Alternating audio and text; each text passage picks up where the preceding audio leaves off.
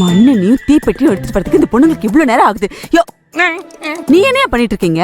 போய் மண்ணெண்ணெய் எடுத்துட்டு வா போ. ஞாபகம் வந்துருச்சு, அங்க நடந்த விஷயம் ஞாபகம் வந்துருச்சு. அது என்ன?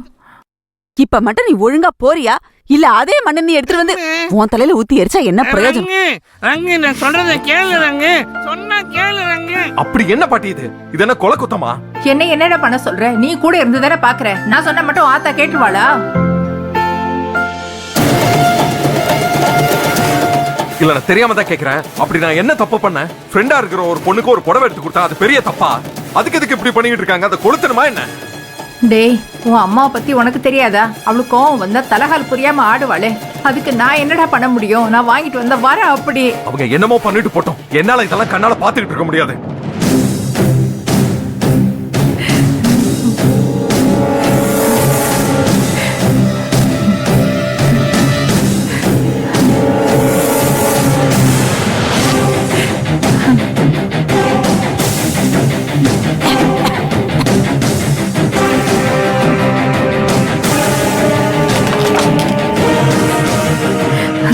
ஐயோ ஐயோ ஐயோ ஐயோ.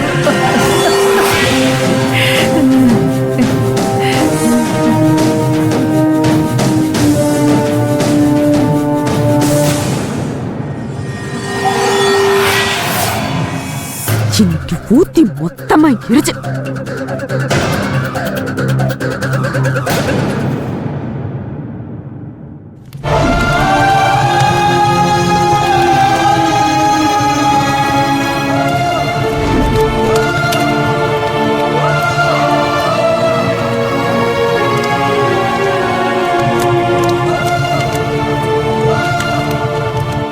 யார் எரிச்சது?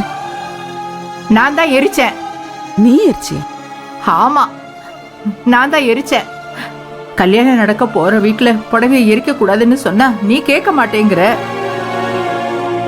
உனக்கே அந்த பாவம் வந்து சேரணும், எனக்கே வந்து சேரட்டும்னு நான் தான் எரிச்சேன். ஓ, நீயே எரிச்சிட்டியா? நடந்த இந்த விஷயத்துக்கெல்லாம் நீதான நாட்டாம. உனக்கு இப்பவாவது புத்தி வந்தா சரி. புடவையை எரிச்ச மாதிரி இனிமே இப்படிப்பட்ட விஷயங்களை செய்யற எண்ணத்தையும் மொத்தமா எரிச்சிரு. இனிமே இந்த மாதிரி விஷயம் நடந்தது அப்ப தெரியும்.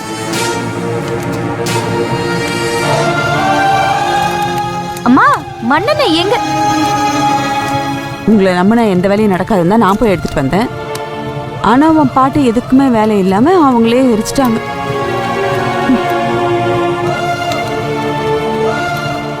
ஐயோ, பத்த வைக்கிற ஃபுட்டேஜ் கிடைக்காம போயிடுச்சு. எரிக்கிறதுக்கு முன்னாடி ஒரு வார்த்தை சொல்லிருக்கலாம்ல. சரி, ஓகே, கிடைச்ச வரைக்கும் எடுப்போம்.